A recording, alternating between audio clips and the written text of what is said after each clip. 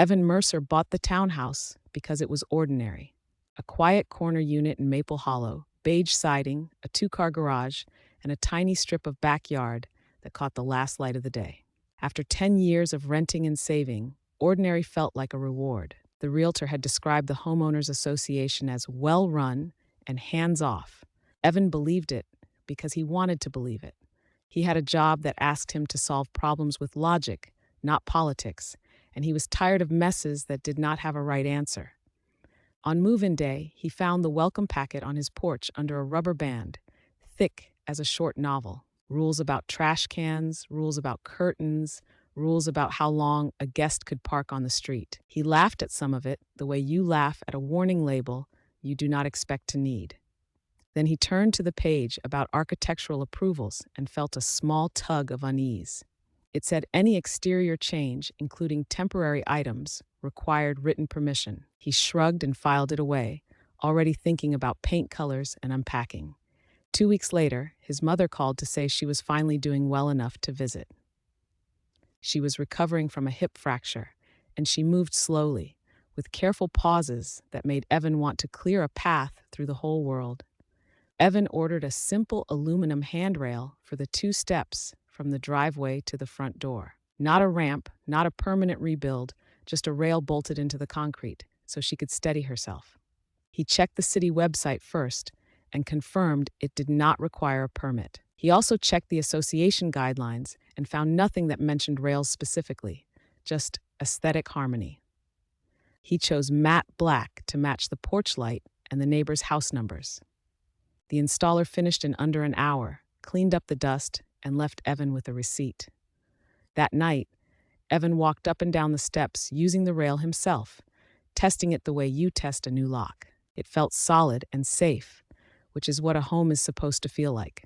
The next morning, a bright orange violation notice was taped to his door. It said unapproved exterior modification in capital letters. It cited a fine schedule, $50 per day after 48 hours if the violation was not cured. At the bottom was a name Evan did not recognize, printed in a rigid font. Nora Klein, compliance chair. Evan stood there with his coffee cooling in his hand, reading the page twice to make sure he understood it. A handrail was now an emergency. He emailed the address on the notice and explained politely that the rail was for accessibility for a visiting family member. He attached photos, the installer invoice, and the city code excerpt he had found. He asked for an expedited approval or an exception. He ended with, "Please let me know what documentation you need." The reply came an hour later and read like it had been written by a machine.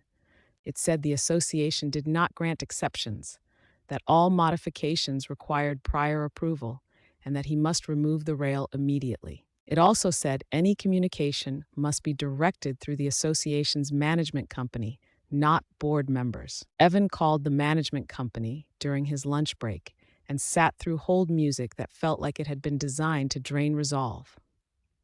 When someone finally answered, they told him the next architectural committee meeting was in 5 weeks. Evan asked how he was supposed to accommodate his mother until then. The representative said, in a flat voice, that the rules were the rules and fines would accrue. Evan tried to explain that this was common sense, that a safety rail was not a decorative whim. The representative repeated, "Submit the form and wait for review." Evan looked at the rail through the window like it was suddenly contraband. He imagined his mother trying to climb those steps without it, her hand searching for something that was not there. He imagined the sound of a fall, the sickening thud that changes your life. If you have ever tried to do the responsible thing and been punished for it, you know the feeling that spreads through your chest right then. It is not just anger. It is disbelief, like reality has misfiled your case. Evan filled out the architectural request form that night, all 7 pages, including a diagram he drew with a ruler. He paid the $35 review fee, even though the rail was already installed. He attached a letter from his mother's physical therapist stating she needed a handrail. He hand-delivered the packet to the management office and asked for a receipt stamp. The office clerk stared at him as if he were asking for state secrets, then stamped it with a thud. 2 days later, another notice appeared on his door, identical except for the amount now owed, $100. The 48 hours had passed, and the daily fines had begun. Evan wrote again, this time attaching the stamped receipt and asking for fines to be paused pending review. The response said fines would continue until the violation was cured, regardless of review status. Evan felt his confidence wobble. He had expected bureaucracy, not cruelty disguised as procedure. He considered removing the rail and reinstalling it later, but he knew what that would do to the concrete and to his own dignity. He asked a neighbor, a retired teacher named Mr. Halverson, if he had ever dealt with Nora Klein. Mr. Halverson's face tightened in a way that suggested a long memory. He said quietly that Nora had been on the board for years and treated rules like weapons. He also said fighting her could make your life exhausting. Evan smiled like he could handle exhausting, but that night he lay awake, counting the fine amounts like a metronome. He was not rich. He had a mortgage, student loans, and a savings account that finally felt like a thin cushion instead of a miracle. A fine schedule that never stopped was not a scare tactic. It was a financial lever. When his mother arrived, Evan helped her out of the car and watched her fingers curl around the rail instinctively. She did not know the rail was controversial, and Evan did not tell her. He just stood behind her on the steps, ready to catch her, pretending it was all normal. That evening, as she sat on his couch and told stories from his childhood, Evan kept glancing at the front window. He was waiting for another orange notice, like it was a predator that hunted by routine. It came the next day, and then the next. The amounts climbed in neat math that felt obscene in its calmness. By the time his mother went home, Evan owed $450 for the crime of making his porch safer. He paid nothing yet, because paying felt like admitting the rule made sense. But he also felt the first flicker of fear, that they could put a lien on his home. That fear, if you have felt it, is different from ordinary worry. It is the fear of losing ground you thought you had already earned. Evan called a local attorney and described the situation, expecting laughter or dismissal. The attorney did not laugh. She said associations sometimes overreached, and that their power came from people assuming they could not be challenged. She quoted a retainer amount that made Evan swallow hard. He thanked her and hung up, feeling the weight of being ordinary again, the kind of ordinary that does not have spare money for principle. He tried to keep it small and rational, like a problem at work.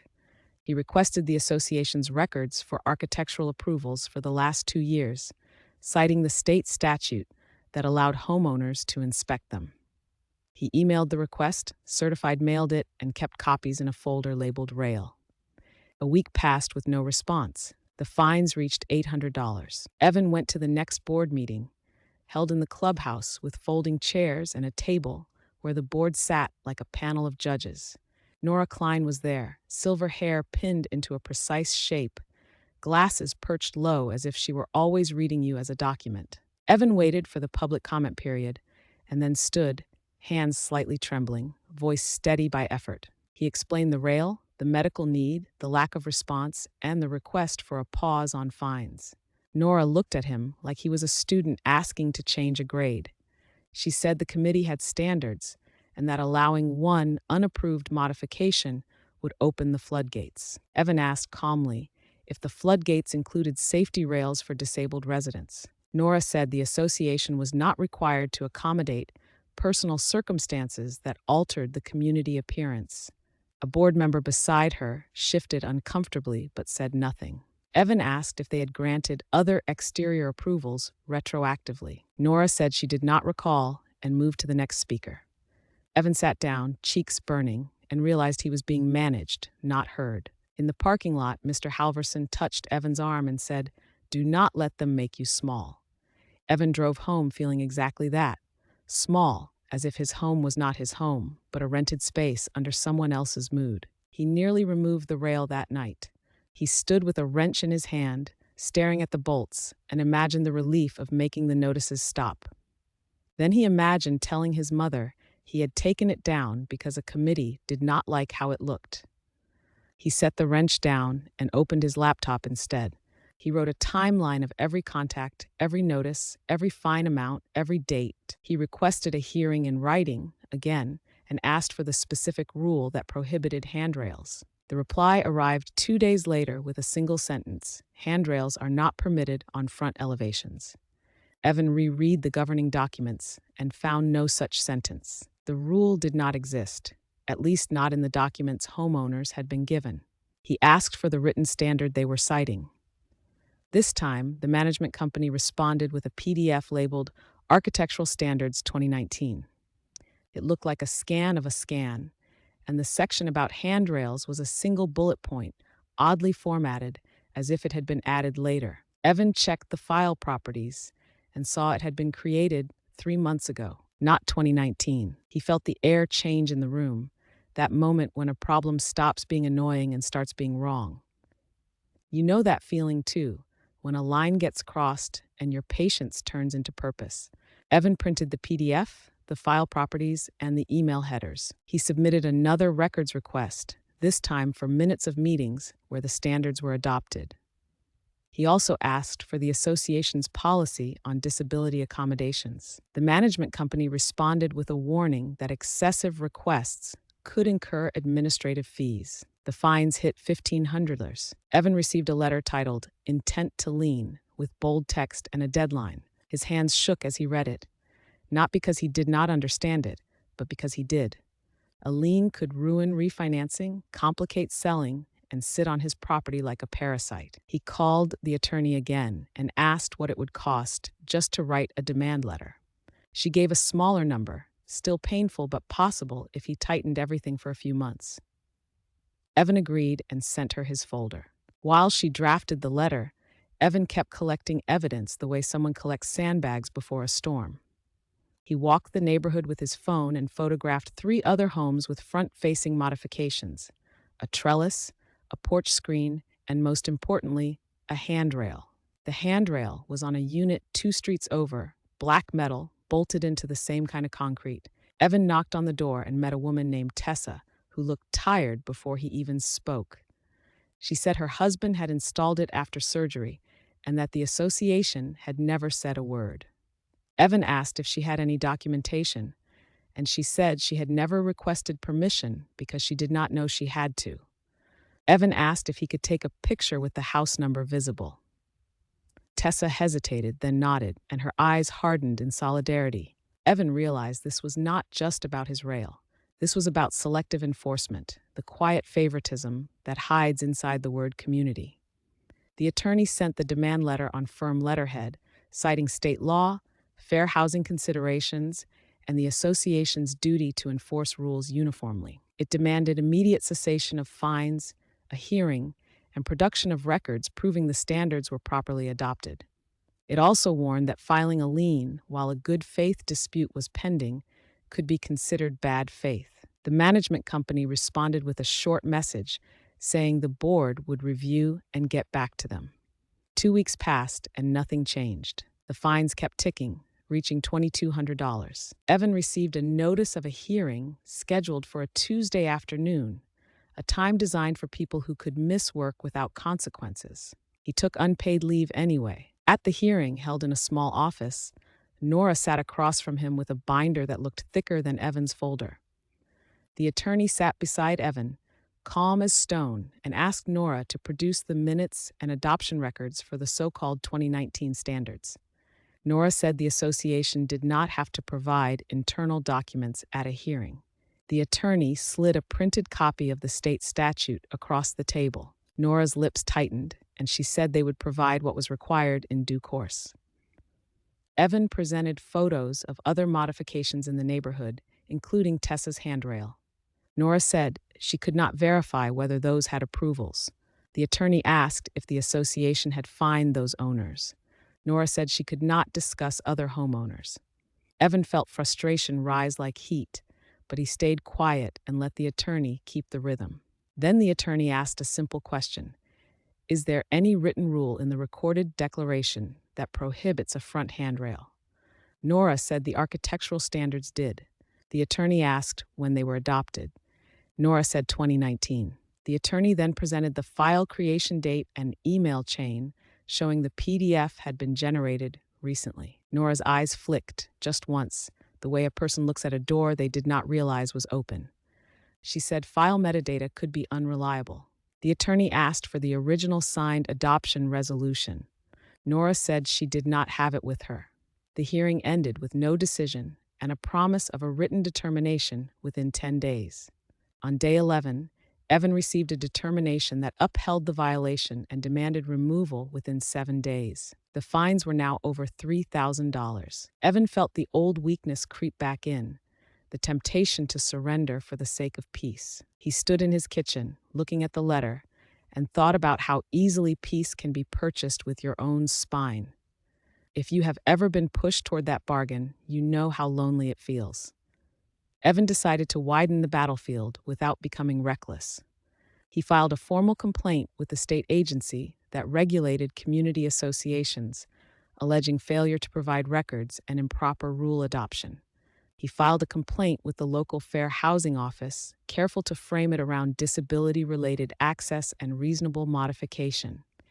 He also created a simple one-page flyer for his neighbors, factual and calm, listing the timeline and asking if others had experienced selective enforcement or unexplained fines. He did not name Nora. He did not accuse anyone of malice. He just asked people to contact him if they had stories.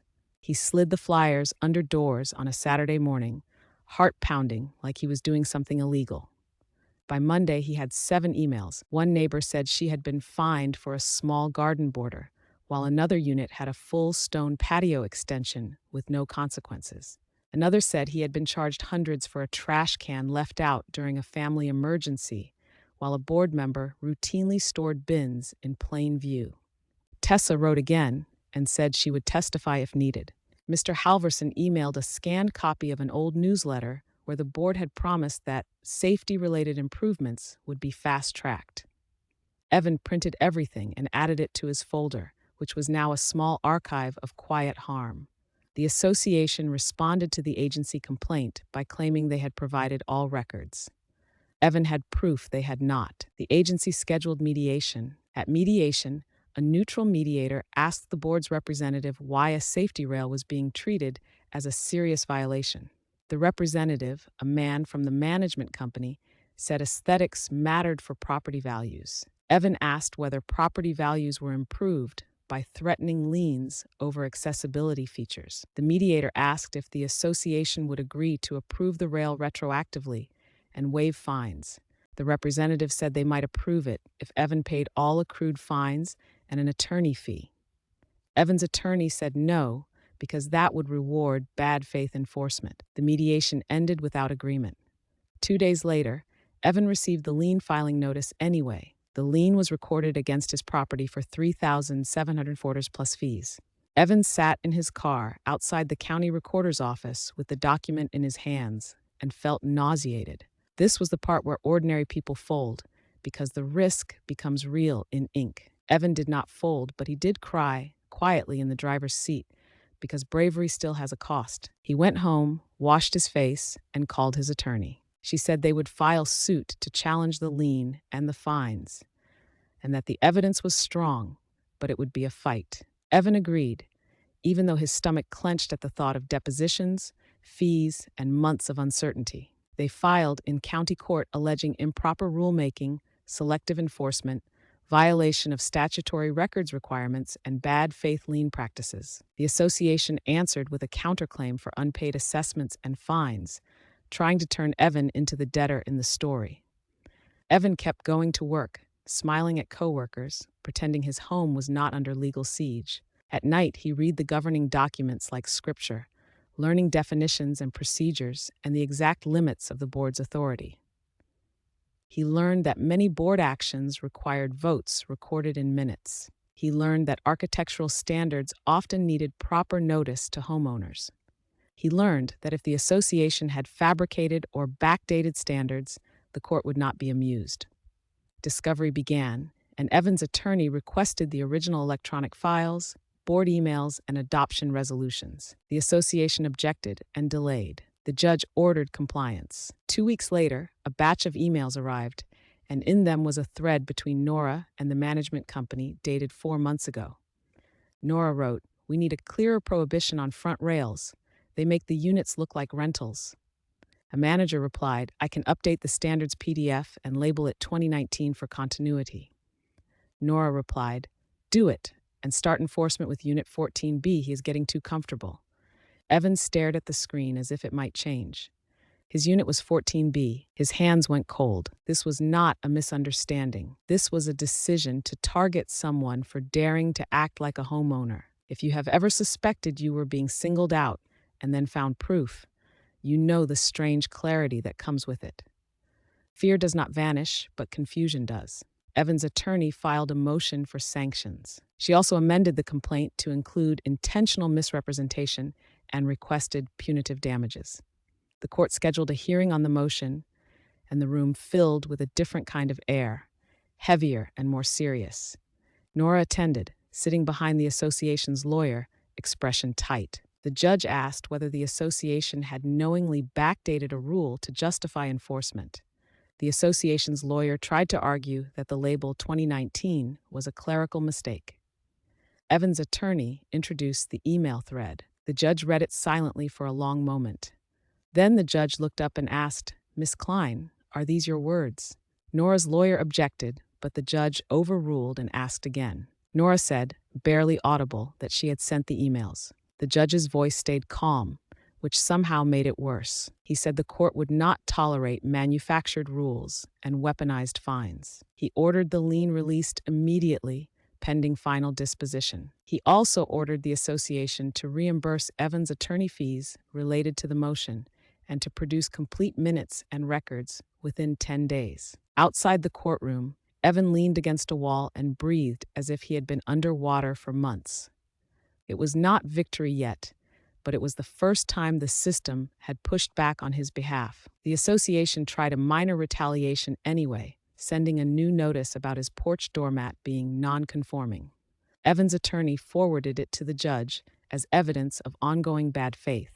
The judge scheduled an expedited settlement conference and required Nora to attend personally. At the conference, the mediator spoke more bluntly than before. He said the email thread exposed intent, and intent changed everything. He said a jury would likely be angry.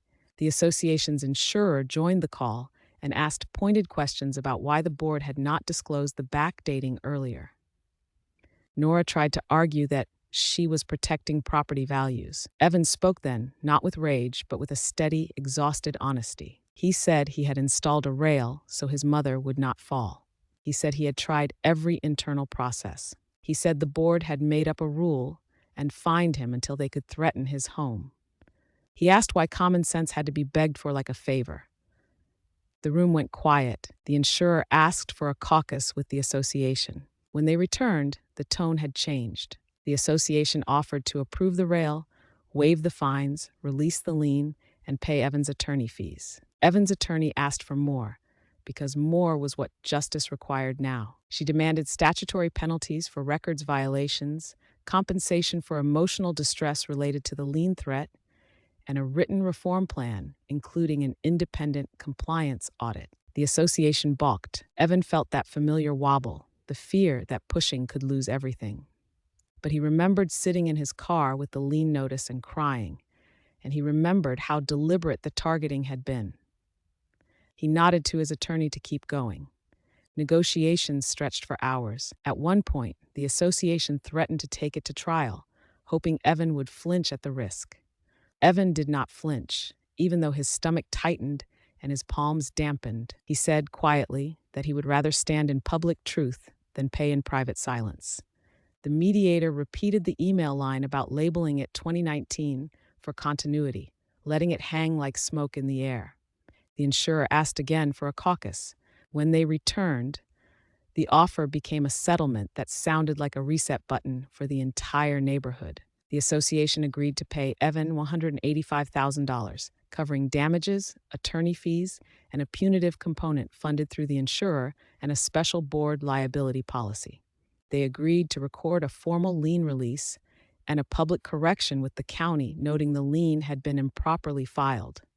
They agreed to adopt a clear, reasonable modification policy aligned with fair housing guidance, including a fast track for safety features like rails and ramps. They agreed to hire an independent firm to review enforcement actions for 2 years and refund fines found to be selectively applied. They agreed that architectural standards could not be changed without homeowner notice and a recorded resolution, and the settlement required those steps be audited. Finally, Nora Klein agreed to resign and to sign a statement acknowledging the standards PDF had been mislabeled and used improperly. Evan signed the settlement with hands that still did not quite believe it was real. A week later, the lien release appeared in the public record. Evan refreshed the county website until he saw the update, then sat back in his chair and let out a long breath. The rail stayed. It looked exactly the same as it had on day one, simple and matte black. But now it carried a different meaning. Neighbors began stopping Evan on walks to thank him, some with embarrassment that they had not spoken up sooner. Tessa told him her husband finally slept without worrying they would be fined for his handrail too. Mr. Halverson brought Evan a folded copy of the newsletter where the board announced the new policy and the refund process. The board held a town hall where the independent auditor explained homeowners' rights in plain language. Evan sat in the back and listened to the word uniform enforcement said aloud like it mattered.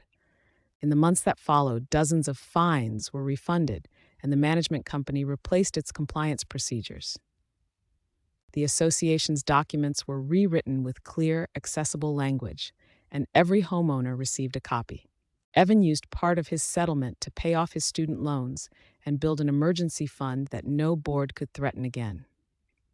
He donated a portion to a local legal aid clinic that helped homeowners and tenants fight improper housing practices. On his mother's next visit, she gripped the rail and climbed the steps with practiced confidence. She said, casually, "This is so much better than last year," unaware of the storm that had raged around that piece of metal.